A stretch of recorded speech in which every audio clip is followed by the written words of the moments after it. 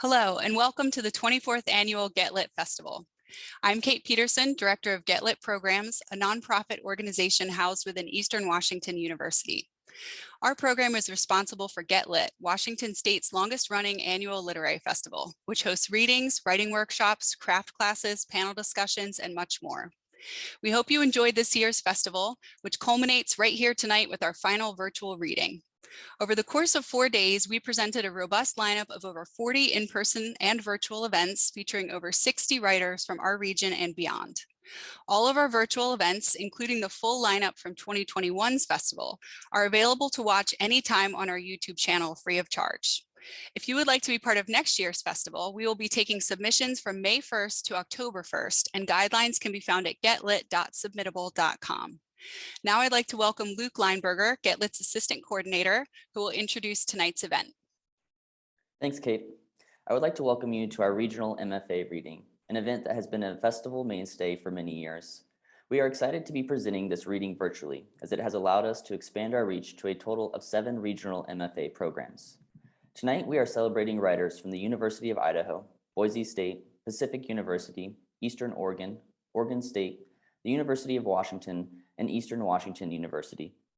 Each MFA candidate who will be sharing work with us tonight will be introduced by a faculty member from their program. We hope you enjoy this chance to hear from our region's rising talents.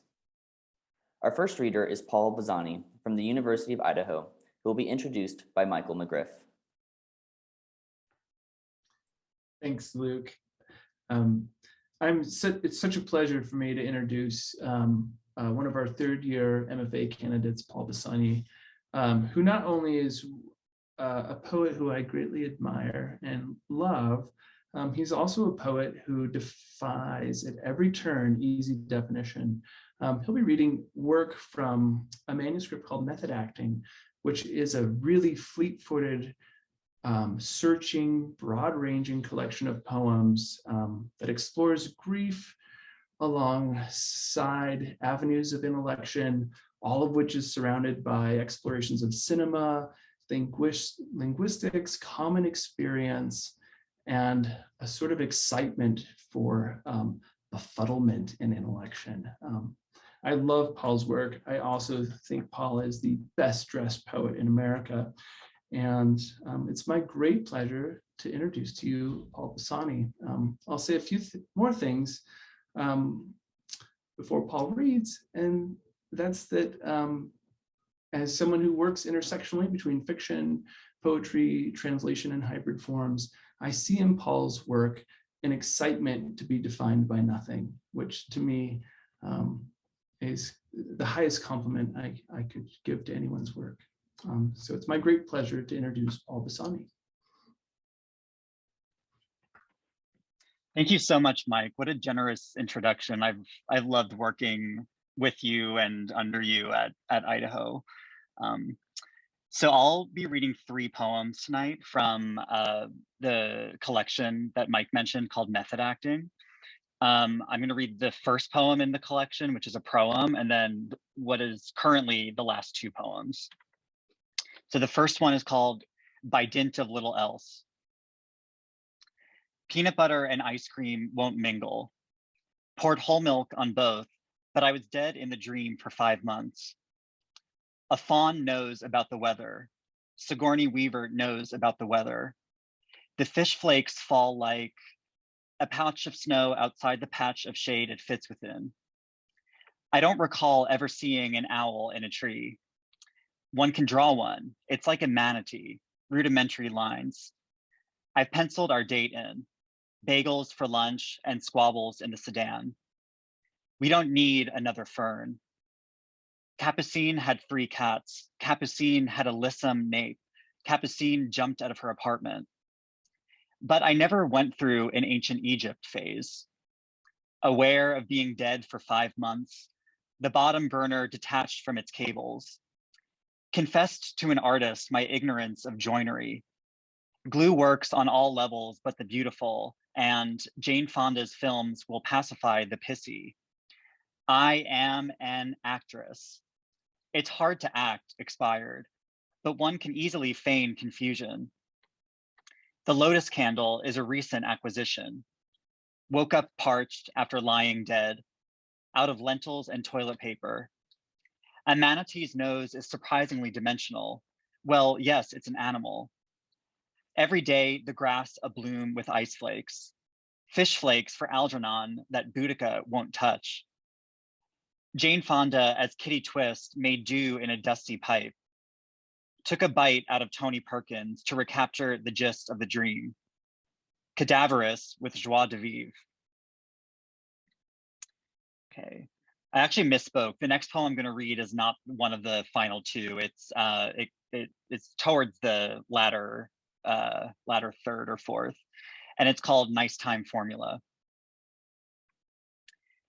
And it's divided into two sections.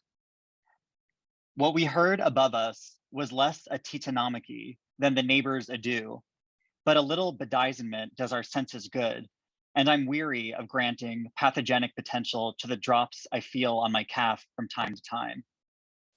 The dew's passé. Let's admit the volatility of an Aegean spume or erratic condensate's coherence across planes. At any moment, the supernal can be mediated, as I learned when Cher tweeted, "Can you see me?" And in place of a question mark, there yawned what can only be called the non-terminus of somewhere other. Your mother's backyard row of rutabagas, absent the plot a skunk had plundered. I'm sad she's dead. Our souffles, I fear, will founder from here on out. It boils down to an innocent misprision. Canary, not dandelion, is the color of the walls against which our nightly badinage bounces. On the topic of Tuesday Weld's unglamorous career choices, you averred she was a peroxide blonde. Please focus on the craft. It's the least you can do. We can't avoid surfaces, or maybe it's the other way around. Sensation spikes our bounds and loves a trigonometric function. I will watch the treacly octopus dock despite my qualms only if you sit in the sprung out parlor chair, marigold and ill upholstered, negating what's gone haywire beneath you. And the third poem I'll read is the second to last poem, and it's divided into 4 sections. And the title of the poem is Seated at a Distance from the Cool Lakes of Death. Jewish brothers living separately in Williamsburg don't raise doves. Spurred by the remnants of a misplaced romanticism, they liked the idea, but couldn't stomach the obstreperousness of the wan chicks cooing. It was a non-issue. Marketing professionals needn't keep birds to justify use of dovecote over lunch and at the occasional happy hour. Bats in the belfry is another matter entirely. No one fords rivers anymore. Oh, some people still do? That proves my point, and not in the Odysseus Utis vein of reasoning, which, though unctuously played out, inspires a smirk every now and then. The story goes that Odysseus, upon blinding Polyphemus, identified himself as no one, Utis, and so by dint of apophatic guile and a pliable name, escaped now no-eyed's reprisal. It's de rigueur to pity the Cyclops, and I do, but not out of deference to popular opinion, which the people are nevertheless welcome to align me with, provided that any one of us has devised a mechanism for concurrent self-extraction and collective appraisal. Anamnesis offers an enticing solution, though the memory, whose cosmopolitan scope one can't ensure, needs to be durational and purged of funny business. Max to me, I'm thinking of joining a juggling troupe. Me to Jake, you should ring your brother's doorbell. Norma Shearer to Athel Shearer, you'll never guess how my voice sounded. Athel to me, a fishing rod before curving echoes the sip the roebuck took. Max to Norma, cantilevering the airplane will suspend its sense of duty, but educe its star persona. Jake to Max, best the cow the corn snake prefers fancy rats. The women to me, the difference between ancient and lasting is like that between décolletage and dishabille, but you must think about it without recourse to thimbles, flower pots, or smithing. Me to the boys, grab your dungarees, we're out of here. As I rove, whether I sidestep the rowan berries, whose constitution as such the concrete reinterprets, depends on that day's tete-a-tete with light, though studies have shown that clarity indices can't detect photic attitude or a late night pas de deux. It snowed, and the house cats left before the story ended. Freeways oughtn't mystify, but do. They're just asocial parallel determination. Inalienable from the nature of a way is the notion of an ocean. No, a priory of mollycoddled opals. Everything's just, it's all mollycoddled. The thought isn't that distant relations universalize us. Bookies are typically less dyspeptic than topiarists. Instead, thought sits naked at her time machine and winnows while the night is long. Many will ask about the object. There's so much fluttering here and there. Thank you.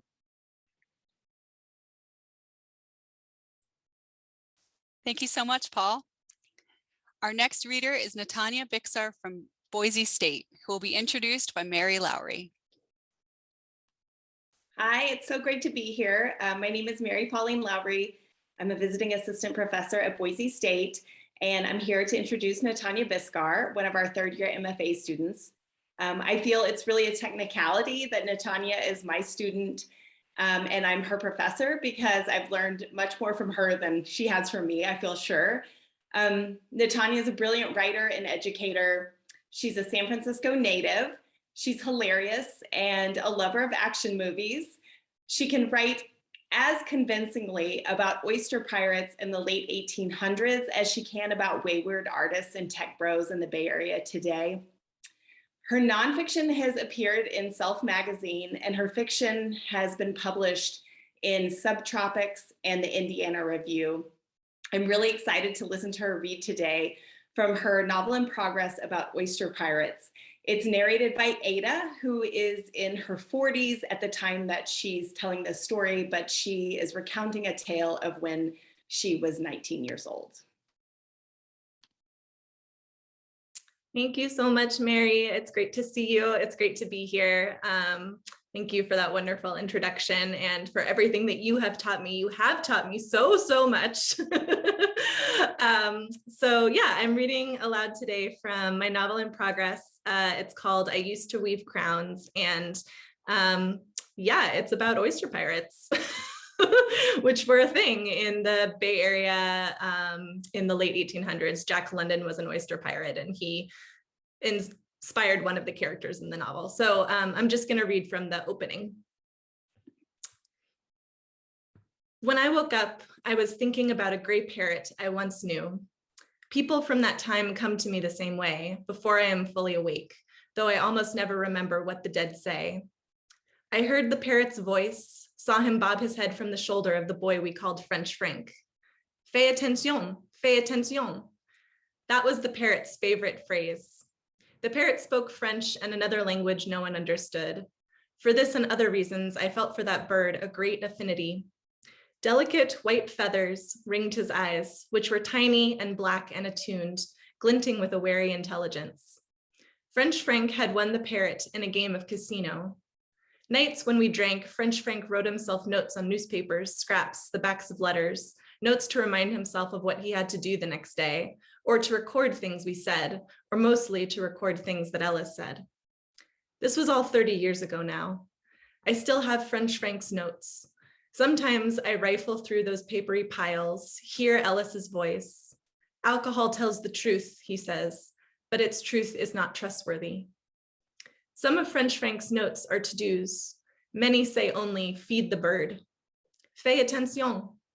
The bird meant, be careful. I suppose I can't say if he meant it or not.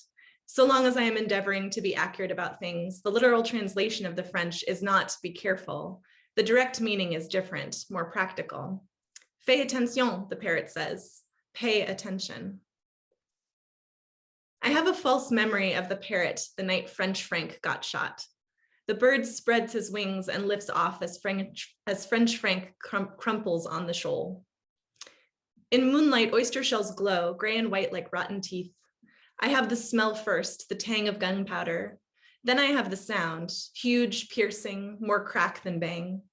Then French Frank sat down. That was what it looked like. His rear hit the shells with the sound of wet crunching. On his face was a startled expression, as if he were mildly offended to be sitting there in an inch of black water. His arms were stretched straight, pointing forward, his wrists limp. He looked like he was readying for an embrace. I had to force myself to go to him. I was the only girl, and I could feel the boy's expectation that I would know what to do instinctually, as if all my life I had been harboring a secret desire to heal wounded men. For me, it's always been the other way around. I was the one who wanted to be tended. Before what happened to French Frank, I had even fantasized about getting shot so Ellis would be forced to take care of me, required to reveal his sentiment, display his compassions like a hand of cards. I should have seen it coming with French Frank. Again and again, the scenes I imagined for myself had the irritating habit of adhering to other people. I don't know what kind of magic power this represented. To tell the truth, it felt like something out of one of my mother's stories. There lived a girl in the shtetl who wanted the wrong things for herself, and so they happened to other people. The end. My boots sank in the mud as I crossed to French Frank. The bullet had caught him in the side, only a graze, though I didn't know that at first. In moonlight, blood looks even more disastrous, blacker. He held his hands to his side, the blood seeping through his fingers. When I reached him, I didn't know what to say. I think something has happened, French Frank said. Yes, I said. I sat down in the cold water. The tide was coming in already. Had Alan Wade already rushed across the shoal to tackle the watchman who stood frozen with his gun warm in his hands? Is it? French Frank said. Is it? I both did and didn't know what he meant. I put my hands over his, and French Frank sighed as if he were about to fall asleep. I could have slept. I felt weighted, bleary. Fatigue is my customary response to great stress. In my life's most taxing moments, all I wanted to do was close my eyes. From the shore, the chirping of birds, the sound tripped over the water. Morning already, the sky pink at the rim. If I could have said he'll be fine, if I could have told them it was only a graze, maybe, I don't know. I don't know if the surface nature of French Frank's wound would have mattered for what happened after, what Alan Wade did to the watchman who fired. By then, I had been in the company of the oyster thieves for 3 months. As a crowd, they seemed to me risky and wondrous and alive. Alive in the sense that anything could happen, not quite unpredictability, that is not the right word. For that crowd, everything sat closer to the surface. There was no padding. When you talk to most people, you get the sense that for them, the world has become like a painting left to dry. The time I spent along the Oakland Wharf seems to me still very fresh, as if I could touch the surface and my finger would come away smeared with crimson, with gray. Thank you. Thank you so much, Natanya. Our next reader is Ruja Mohassessi from Pacific University, who will be introduced by Kwame Dawes. My name is Kwame Dawes, and I'm very honored to introduce the work of Ruja Mohassessi. In her debut collection, she shows intellectual power and a penchant for image, which stands out in beautiful ways. One encounters color, texture, and an awareness of the tactile world in these poems that are filled with sentiment and knowledge. Ruja Mohassessi is an Iranian-born poet. She is a 2022 recipient of the MacDowell Fellowship and a student of the Pacific University MFA program in Oregon, which is where I first met her.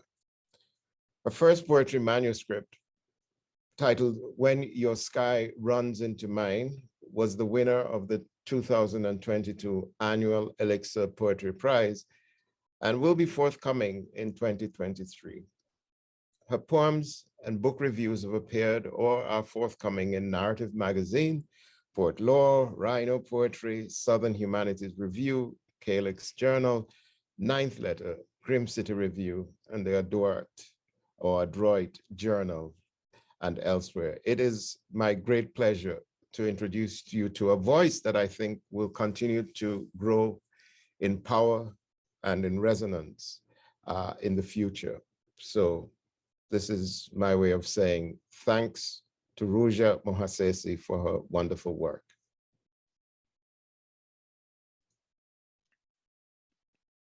Thank you, Kwame, for the kind introduction. And thank you, Kate, for this opportunity. And It's an honor to be representing Pacific at the festival. I'm going to read two poems today. They are ekphrastic poems, and they're inspired by the art of the Iranian painter and sculptor Ruja Mohassessi, who died in 2010. And he happened to have been my uncle. And the first poem is about war, and specifically it's about chemical warfare, and it's about the Iran-Iraq war that lasted about 8 years in the 1980s. So, and I should say that the title of the poem is a quote by a woman from an article in The Guardian that appeared in 2003. So I'm going to try to share my screen.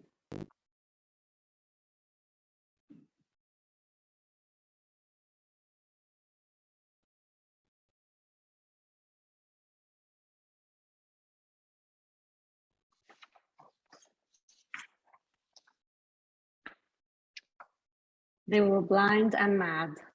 Some of them were laughing. There was nobody to lead the blind people. Chemical warfare is child-friendly, smelling of sweet apples, geraniums, fresh mustard fields mowed at blooming stage, chlorine, the conflicted scent of humanitarian aid that cleans and kills as needed. Then there's garlic, and sometimes something rotten, like trash. At times, the formula even amuses, froths in spite of itself into unrestrained laughter like a nightmare. And at room temperature before we enter to meddle, it's quite airy. Though heavy and flesh soluble, it's chaste, odor and colorless. We add our touch, a favorite flavor, the missing colorant. Take the vesicant mustard gas, the poor man's method of reprimand, to blind and blister beyond recognition, a shoulder-to-shoulder wave of sons of mothers, the older brother, middle nephew, a firstborn just engaged to his second cousin, his first love, a father, his next child, on the way the newly wedded groom, a male pride, culled from near and far villages, advancing for the love of God. And it won't be shy tufts of downy beards, but their zealous cries that break the suction seals, fog the gas masks, tawny mist blearing their sight, acid dissolving eyelids. Oh, the sinful day we meet without poison, sugar-coated in a bright cloud of mustard flowers, promise of savior mounting to heaven with every petal. The gas won't degrade for 100 years, and the child faithfully lugs our self-loathing. Unwittingly, we make of him an aberration, alter his genes, fumigate his fatigues, yellow poison seeps like stealth into fat, shredding his chromosomes. Degraded in our own image, we caress him then, tethered to catheters and nasal cannula. Who now shall lead the blind with blistered eyes through barbed wired lands, where the leopard refuses to lie beside the young goat? Oh, mothers, come, take back your mangled sons from the fields. They have lost their way to you.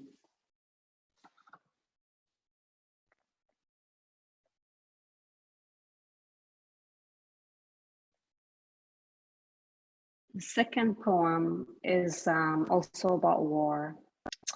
It's called Khorramshahr 1980, and it's dedicated to a young boy. It's in his memory. His name was Mohammad Hossein Fahmideh. He was a 13-year-old boy who, during the Iran-Iraq war, he left and went to the front lines, and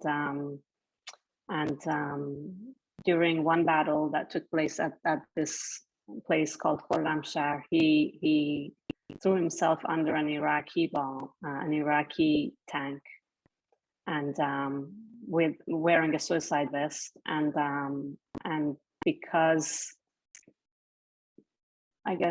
because he got blown up under the tank, the Iraqi army thought that the land was mined, and so they retreated.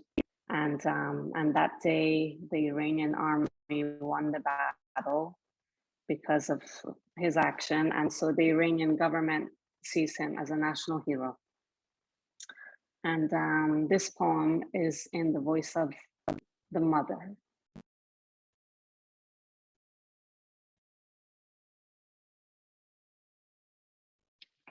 Khorramshahr, 1980, in memory of Muhammad Hossein Fahmideh.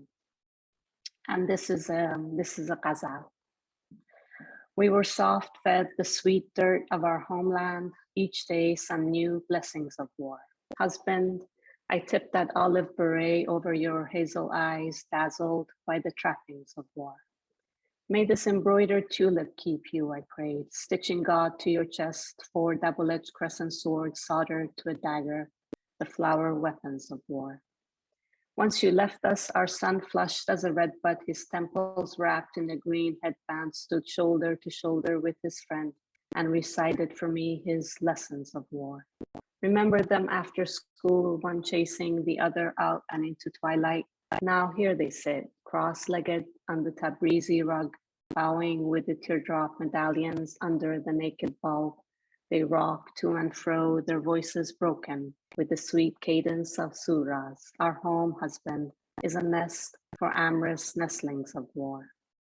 They begged me to string their plastic keys to paradise. With this, we'll hold fast to the rope of Hussein, they swore. The Imam says we, the children, are the angel caresses of war. How I snapped that day. You are 13, I cried, too young to be drafted. Oh, they cooed that old love song and knife in my ear. Beheaded, trampled grandson, lamb of the prophet, we long to be his rose essence of war. In the doorway, I held the holy book over their heads. They passed under 3 times, rose to their toes, kissed the golden spine. They promised to hold ajar the gates of heaven for me. Oh, husband, look for them at the front lines. Dear God, watch over my adolescence of war.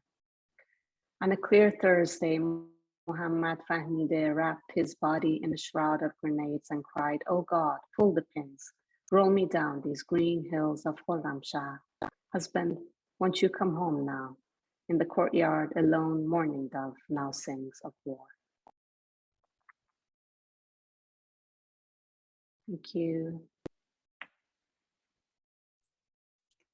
Thank you so much, Ruja. Our next reader is Chelsea Waters from Eastern Oregon University, who will be introduced by Claire Boyles. I'm Claire Boyles. I teach fiction at Eastern Oregon University's MFA program, as well as courses in our wilderness ecology and community concentration.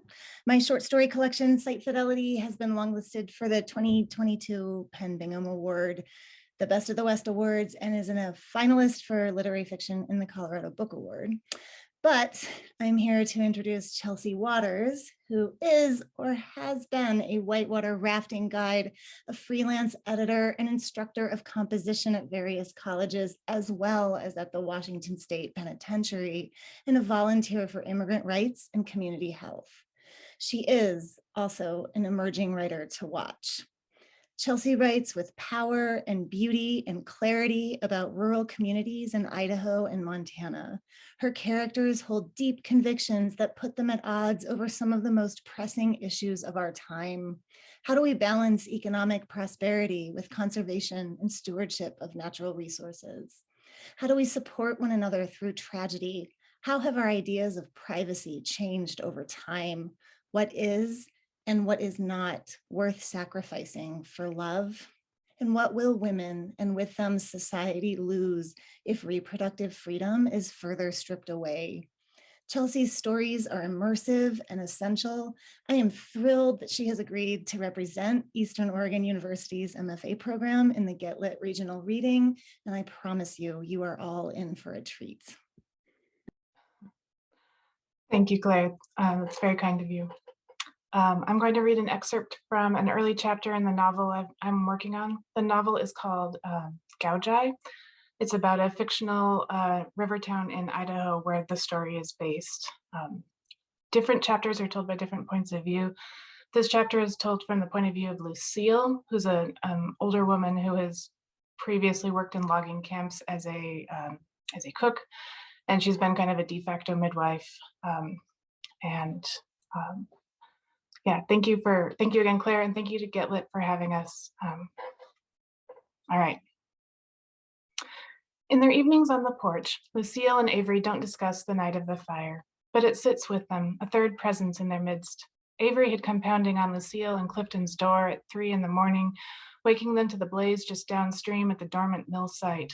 Lucille remembers how Clifton ran toward the fire, having only pulled on a pair of pants. She remembers his pale torso receding into the night, how she felt a pang of embarrassment at the small folds of aging skin that hung from his shoulders and gathered at his waist. Luck was on their side. The night was nearly windless, and the county's volunteer fire crew had been nearby at the bar. Their quick arrival prevented the adjacent trees and brush from igniting and spreading the blaze downstream to town or upriver to Lucille's and Avery's houses, but the mill was engulfed. Faulty wiring was the first suspect discussed in cafes and bars, but suspicion mushroomed with the understanding that the mill would not be rebuilt. All eyes turned to Clifton, the only person with a key. Not due to his seniority, but a dogged attention to detail, he had been the last employee on the mill's payroll, tasked with the part-time job of cleaning and maintaining the site for what was increasingly clear would be a sale, not a resumption of operations. Even so, with Clifton's salary so reduced, Lucille had taken a morning shift at the local diner and expanded her vegetable garden in the afternoons. Clifton scavenged construction sites all over the county for scraps he could sell at small profit. Lucille canned her vegetables, froze jam from the raspberries she grew, and preserved peaches and apricots from an orchard just down the road. Some of this she sold, but much Clifton delivered to former mill workers' families who needed it more. She cut fabric squares from donated clothing that the Dorcas Society couldn't give away. He helped her stitch them into quilts that sometimes stayed local, but often went to Boise or Lewiston, cities with social cracks so wide they swallowed entire bodies. In a canyon town like Gaojai, it was harder to fall unnoticed, yet harder too to ascend, to get out. Some men had connections or the foresight to leave when the mill shut down. Others earned their CDLs and drove truck for more distant mills or logging operations. Most, though, lived in the rut of their ancestors' wagon wheels, hoping for a return of the living they'd seen of their fathers, expecting the mill to reopen, the trees to last forever, the river to froth in the spring and run full of fish despite the dams. Then the fire. Later, Lucille would come to understand that what burned wasn't just the mill, but the lingering dreams of 100 men and women, that their lives would be as they had expected, that they'd spend their years working a full shift and come home wearing a gentle second skin of sawdust to dinner on the table, that they'd go to sleep with the windows open and the lights of the mill dancing on the river's surface, sparkling off the chrome fenders of their trucks. What burned was the myth of a stable life in a landscape where stability had never lasted longer than a generation before the mines had run dry, or the trees had been felled, or the sheep had eaten an entire ridge to dust. The women were the first to know, to start selling pies from home or pin up a for sale sign on the front lawn, to file for divorce or just head south or west in the dark of night. They knew their rust bucket station wagons were not going to be replaced, that their men's trucks would be repossessed and sold at auction. They knew the way it felt to eye the dwindling jars in the pantry, to pour the last few beans into a measuring cup that didn't quite add up to a full recipe. And they knew the fists, the bruises that would purple their flesh in the hard times when the shame of drinking what money remained rested on the shoulders of men whose livelihoods had gone up in smoke. The day after the fire, Lucille surveyed the smoldering pile. Gaojai would either reinvent itself, or it would die like so many other small mining and logging towns in the mountains and once prolific forests of the Northwest. Clifton's thoughts instead went to shame that the mill had burned on his watch. No one said it to his face, but Lucille heard the accusations in the silences as she worked her morning shift, as she brought coffee and cinnamon rolls to folks who went suddenly quiet at the sight of her. The night Clifton disappeared, a few weeks after the fire, town had been full. Outfitters had pulled their boats owing to a flash flood upstream, the river choked with mud and debris. Marooned guides crowded the restaurants and bars. Tourists headed home to plastic water parks and air-conditioned arcades. The canyon heat lingered. Earlier that day, Clifton had told her, "I'm taking a load of salvage up to Grangeville," and climbed into that little green Datsun pickup and left, only a few boards rattling in the bed. When he didn't return by morning, she called the sheriff. That afternoon, they found his truck in the river just downstream of a boat ramp, nose first, but empty, the driver's door nearly wrenched off its hinges. The recovery operation was hampered from the beginning by murky water, splintered logs, and great branches of leafed-out alders swept downriver. A body could be anywhere, caught on a snag, hung up on a rock, drifting wide-eyed along the bottom, held softly in the swirl of an eddy. Thank you. Thank you so much, Chelsea. Our next reader is Paige Thomas from Oregon State University, who will be introduced by faculty member Elena Passarello. Hi, everyone. I'm Elena Passarello. I teach nonfiction at Oregon State University, and I'm the director of the MFA program. And man, it is a great honor to introduce Paige Thomas to you.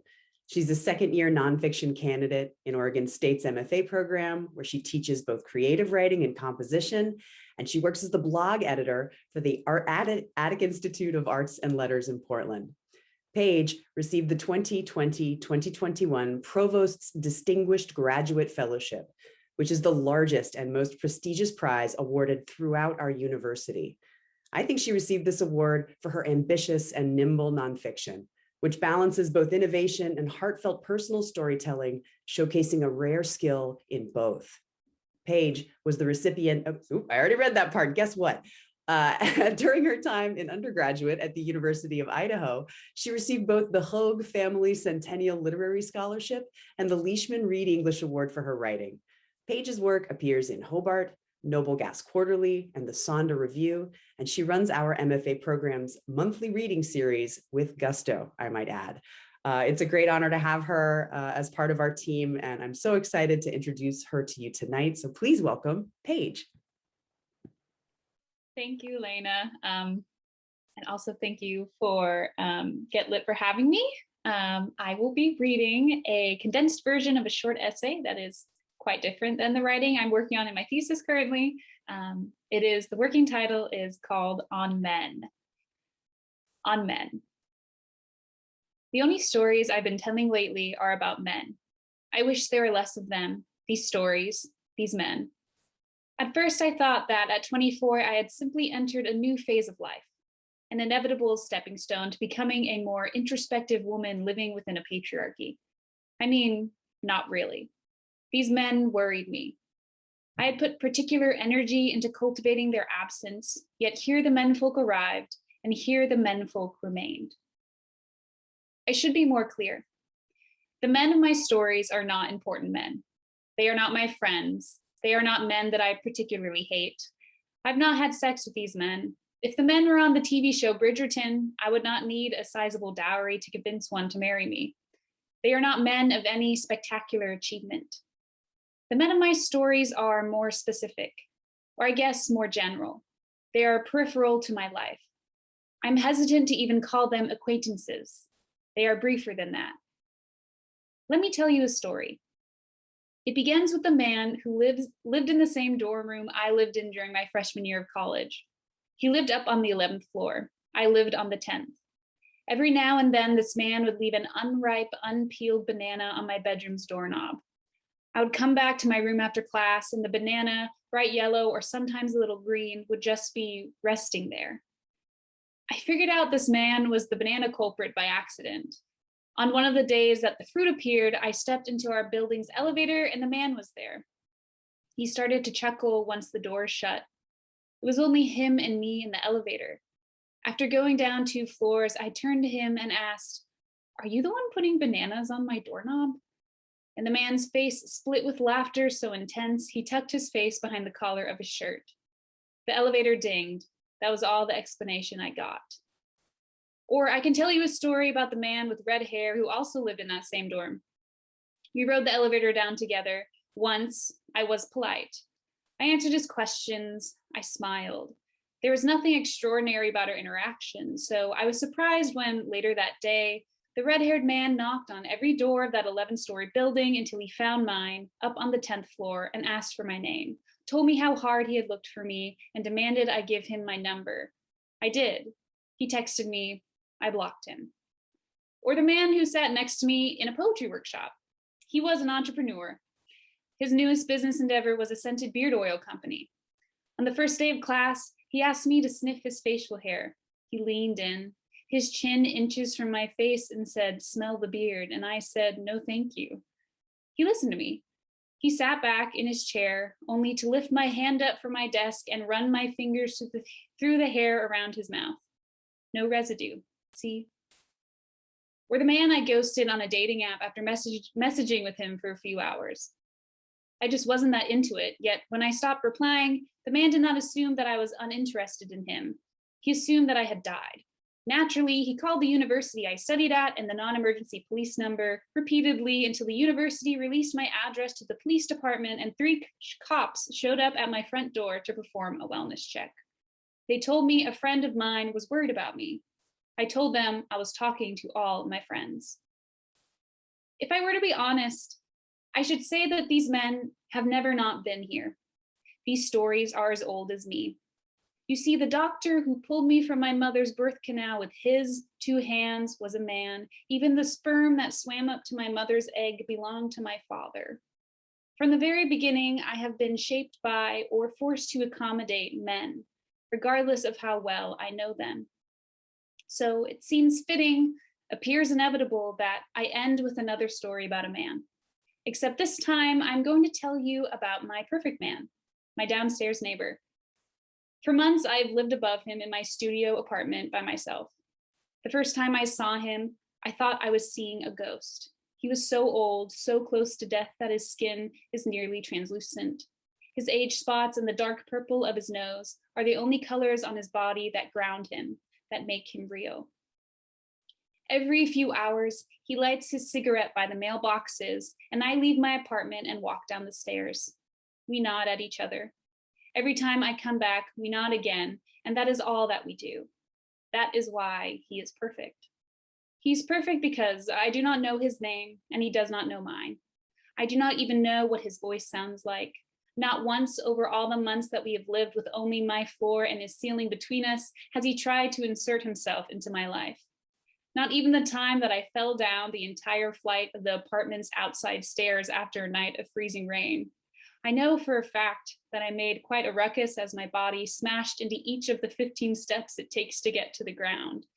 Afterwards, I even laid on the sidewalk for a few minutes. Still, my downstairs neighbor did not open his door. He acted like nothing happened. Isn't that lovely?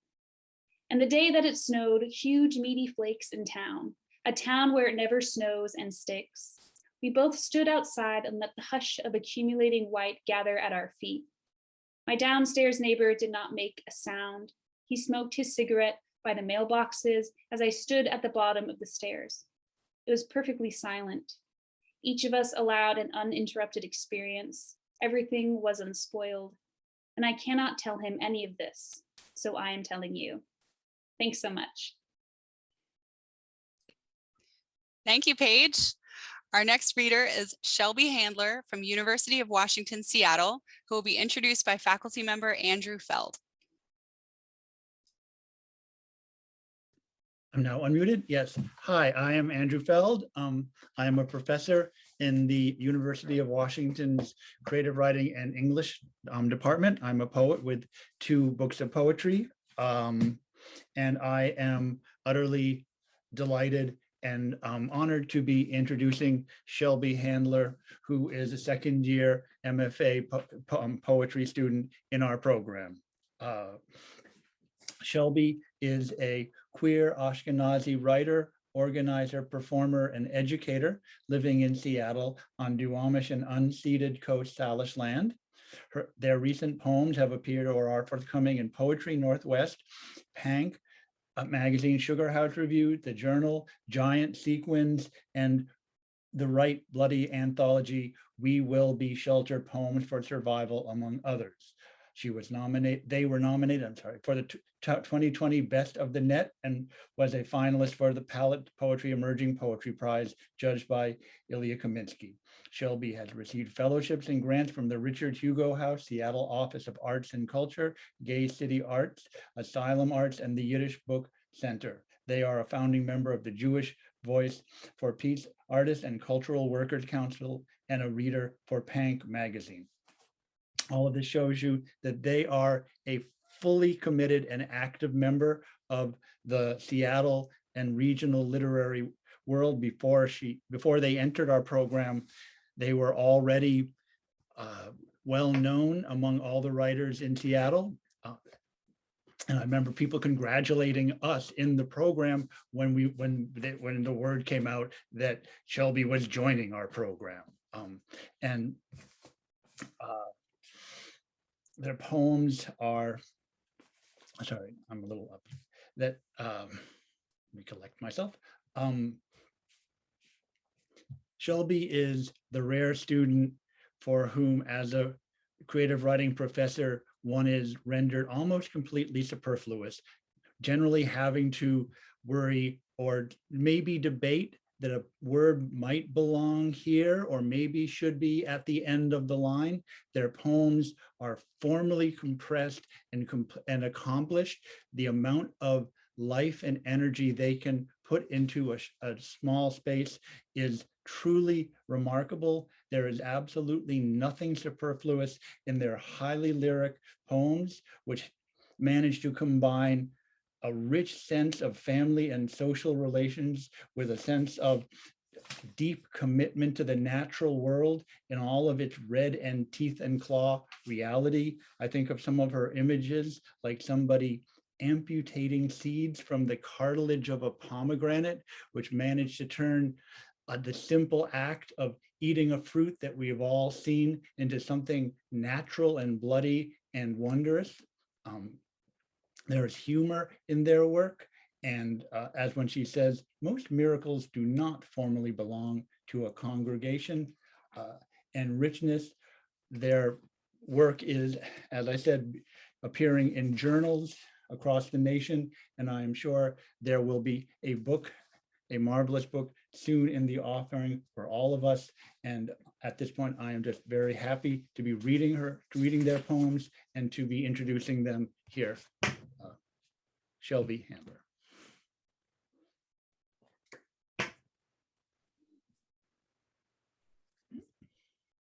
Thank you so much, Andrew. I think my Zoom is doing something weird, so I'm gonna give it a moment. Sorry, everyone. That was such a beautiful intro, and that's just why Zoom is taking me out of the portal right now, but I'm sure I'm gonna come back. I'm so sorry. Okay, am I back? I'm good? Okay, amazing. A horrible feeling. Andrew, thank you so much. That was so sweet. I really, really appreciate it. And thank you, Kate, and everyone at Get Lit. It's so exciting to be here and to get to hear everyone and read. Okay, I'm going to read a couple poems. Return Address. Once I held a Pink Panther popsicle with the same hands I have now.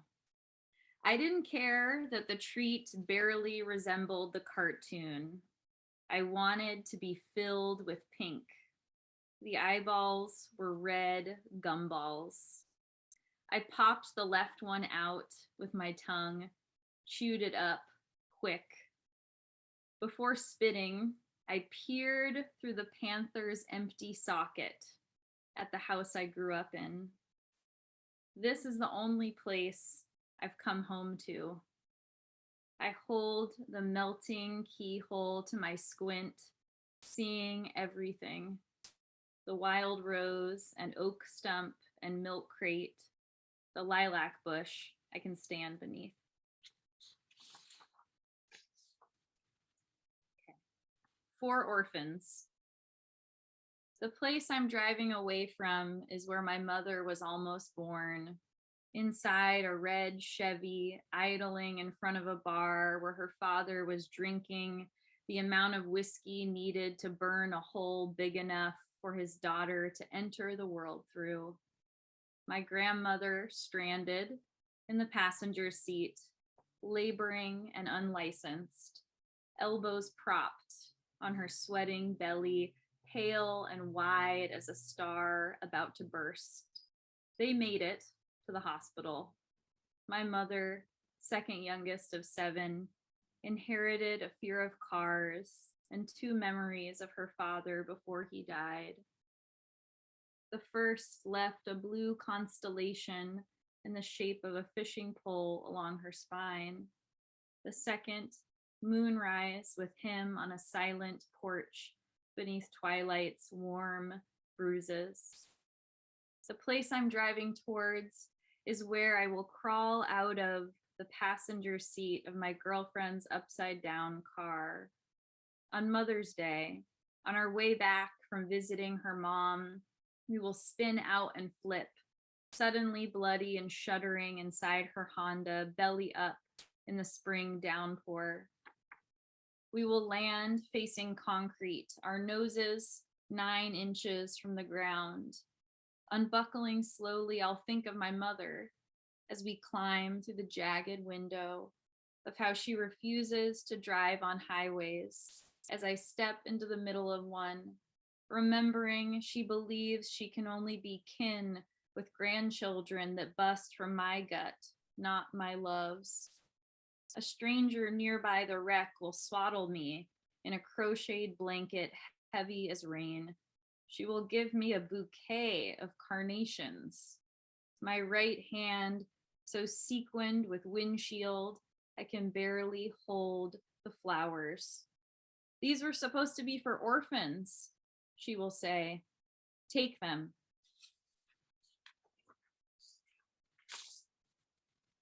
Chiaroscuro.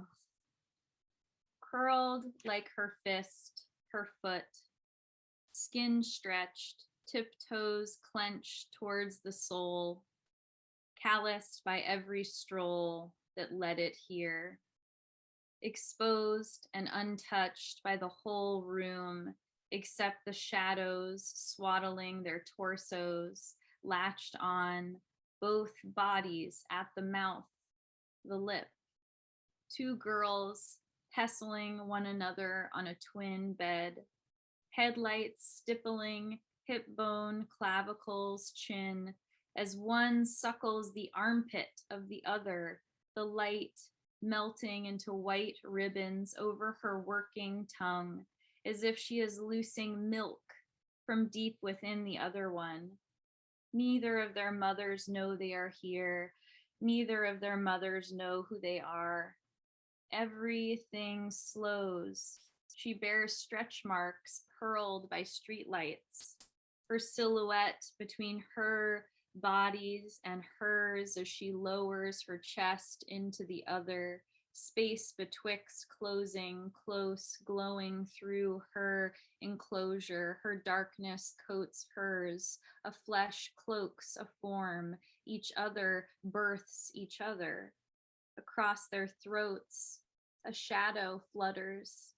A wing ghosts. Against a bulb, a moth bucks. And one last poem. It looks like this. Feels important for you to know. Personal ad as portal. I am out here searching for a something that rhymes with knife. I am sucking her pronoun like a lozenge, turning it in my mouth, gilding my throat, sheathing myself rife with viscous possibility. Have I said too much already? People are donning ball gowns to vaccinations. After nearly a month, I've only ever touched her foot to mine, both of us offering our socked toes across a doorway. Glory holes were recently recommended by public health officials. Beams of light, piercing lonely apertures.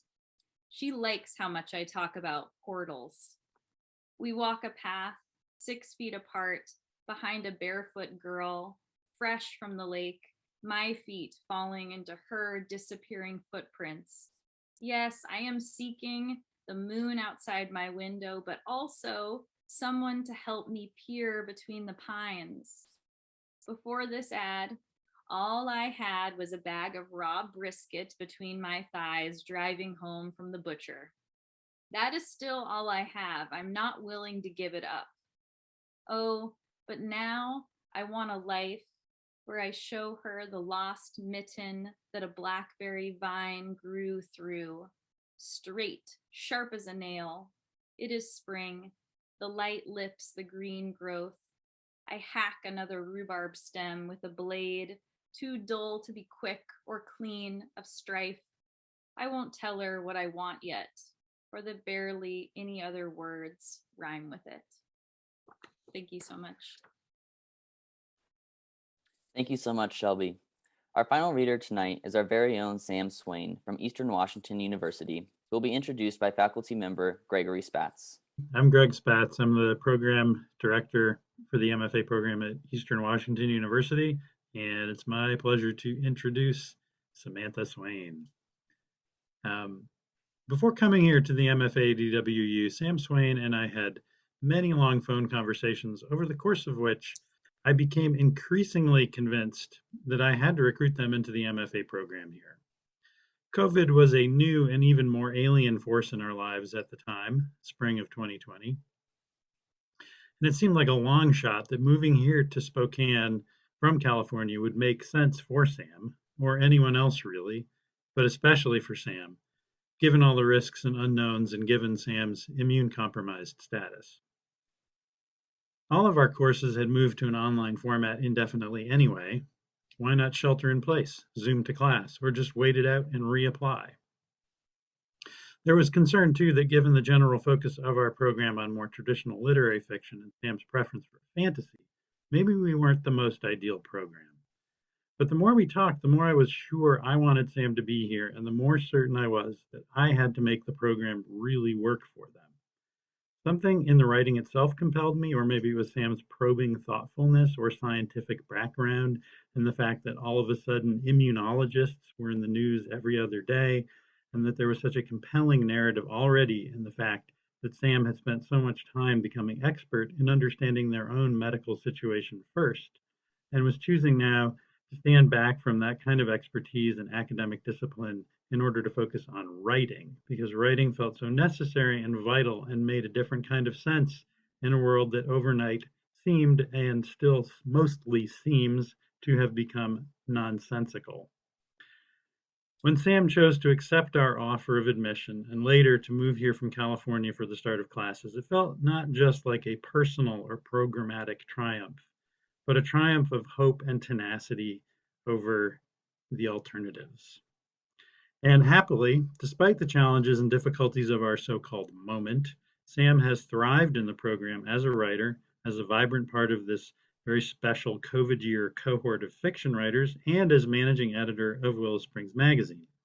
Over and over, working together with Sam on their fantasy novel, first in workshop and then all of this year via thesis credits, I've been reminded that good writing is just good writing, no matter what genre you want to call it. That imagination and heart and clarity of vision matters most. And I've been reminded, too, that once upon a time, I could not even imagine reading a type of fiction that wasn't fantasy, and why, as a kid, I loved it so much. Sam's work is good enough to make me feel like a kid again. Please join me in welcoming Sam. Introduction, Greg. So I'm going to read a little excerpt from my fantasy novel. It's just the first section of chapter 1. The working title is To Own the Sun. Hopefully it'll be about the right length. Chapter 1, The Raven. Bare gray mountains stretched in all directions, stripped of their evergreen finery. Overhead, the daytime sky was a murky brown, the sun as red as the eye of a rabbit. The raven bobbed on a piece of driftwood in the steely center of a once aqua lake, where heat-stricken fish now floated, their moonish stomachs turned skyward. The raven had survived by virtue of being not really a raven, but a man with enough power over air to sequester himself in a purified sphere, excluding that which would choke him slowly. Beyond the stillness, flaying monsters ravaged the still living wilderness, sinking claws and teeth into even the oldest pines. Theirs was a kind of consumption that left only blackened needles to hold back the sky. Eventually, the inferno would stop. die along the edges of a river or a creek, no matter how wide. The blazing beasts would stalk along shining boundaries until they succumbed to starvation and collapsed, smothering themselves in ash. The raven had spent all night in the center of the lake, walled in by flames, hoping not to faint from heat, hoping not to drown, and thinking of the child who was, after all, the spark. In all his 600 years, the raven had never seen anything like her, a child with the power to summon hellfire. She had indeed been something special. It was midday before the pop and crackle of flames subsided. The raven launched himself into the air, climbing in circles above the safety of the water. As he rose, the lake and its granite shoreline glittered below him, reflecting the sun's bloody pinks. A collection of blackened stone foundations to the north of the lake were the only indication that the girl and the settlement known as Pendle had ever existed. He felt a pang of regret. He had wanted to possess the child, whatever she was. He'd felt a certain connection to her, a potential in her, a power the likes of which he could neither fathom nor explain. Beasts like himself were made, not born, yet the child had been born, and born, it seemed, with the power of a beast. If he had understood the true extent of her power, what she would do under fear and stress, he would have been more cautious, found a gentler way to obtain her, but that didn't matter now. The child was dead. Whatever secret she had held, whatever power might have been his to unlock was lost. He headed northwest over charcoal treetops until a small clearing opened beneath him. In its center was the charred outline of the child's home, surrounded on one side by the decrepit remnants of a low cobble wall that had once protected her grandmother's garden. The old apple tree where he had often perched to watch the girl was now a deadened silhouette. The raven himself might not have lived through the fire had he not been able to feel the child's malum gathering, heavy in the air. Had he fled for the lake a second later than he did, he too would have been consumed. Beginning a slow descent, he searched the ground for any orange glow, any red ember from which fresh hellfire might erupt if tempted, but the landscape below him lay still. He alighted on the garden wall and felt his muscles relax for the first time since the night before. Shaking himself out, he reordered his feathers, preening dulcet from the iridescent black barbs underneath. When he refolded his wings behind him, he felt more collected. He would wait on the garden wall until nightfall, when darkness would make any lingering inferno obvious, and tell him in which direction he should fly. The child, well, he'd transcribed his observations into record if for no one other than himself.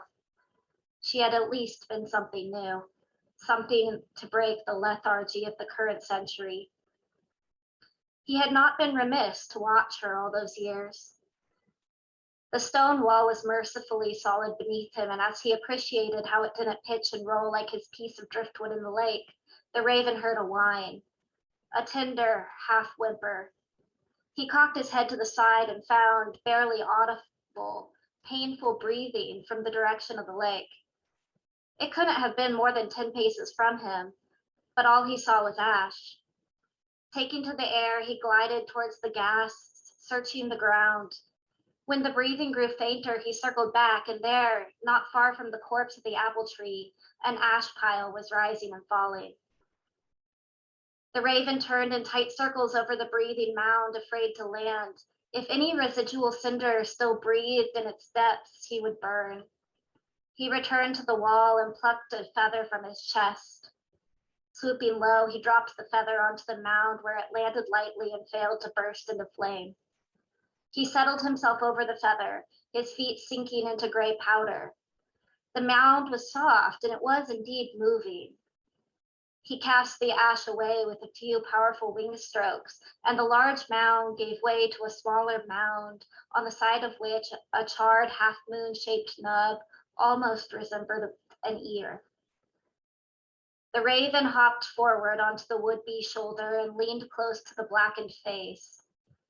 The face was a mosaic of thick, scorched swaths of skin divided by deep pink cracks. From an ugly gash protruded the bottom of two small front teeth. Leaning close, the raven pecked at a loose patch of charred skin on the creature's cheek. It came away with a gentle tug, revealing new skin, pink and shiny and tight. As the creature shook its head, the raven leapt back into the air. From the safety of the wall, he watched the disturbed powder settle back onto the creature from afar. It couldn't be the child, but the raven felt sure that it was. And if the child was alive, then she was about to be his. Thank you so much for having me. Thank you so much, Sam. And thanks to all of our readers and also to the faculty members for the lovely introductions. I'm really glad that we asked all of you to be here. It was so great to be able to get to know all of the readers a little bit more through those introductions. And of course, to hear all of your wonderful work as well. There's clearly so much talent in our region, and I hope that you'll all stay in touch with us so that we can watch your careers continue to grow. So for everyone at home who would like to learn more about these writers, you can visit our website, getlitfestival.org. I'd also like to thank Luke for his expert work behind the scenes to get all of us together here for this event, and for all of his work this year to help make the festival happen overall, because that wraps up our event here tonight, and in turn wraps up the festival for 2022. So we hope that you've enjoyed all of the virtual offerings this year, and of course the in-person events as well. Remember that these virtual events will continue to be available to watch on our YouTube channel, along with all of our 2021 virtual events as well. If you would like to join us next year for GetLit's 25th anniversary, which will again include both in-person and virtual events, please consider sending us a submission from May 1st to October 1st at getlit.submittable.com. Thank you all again for joining us tonight, and thanks again to all of our wonderful readers. Bye, everybody. Thank you, Kate. Bye. Thank you.